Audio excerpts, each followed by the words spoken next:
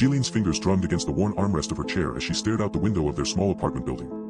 The rain-soaked streets below seemed to blur into an endless gray expanse, much like her own mood. Her husband, Kaito, sat on the couch behind her, his eyes fixed intently on the book in his lap. Their lives had always been a carefully orchestrated dance, with every step planned and rehearsed to perfection. But lately, Zhilin couldn't shake the feeling that something was off. Not just the little things, like Kaito's increasingly rigid routine or the way their neighbors seemed to be watching them from across the hall, but an underlying sense of wrongness that she couldn't quite put her finger on.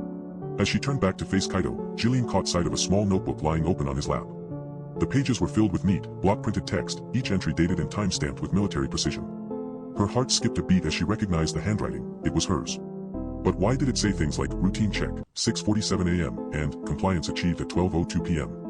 And what was this notation about their apartment's humidity levels? Kaito's eyes flicked up, meeting hers for a brief moment before returning to the book. His expression was unreadable. Zhilin felt a shiver run down her spine as she reached out and gently closed the notebook. "What's going on?" she asked, trying to keep her voice steady. Kaito looked up at her again, his eyes locked on hers with an unnerving intensity. "I'm just keeping track of things," he said, his voice smooth as silk. "To help us stay on schedule." But Zhilin knew that wasn't true. Something was very wrong here, and she had a feeling it started with Kaito's notebook.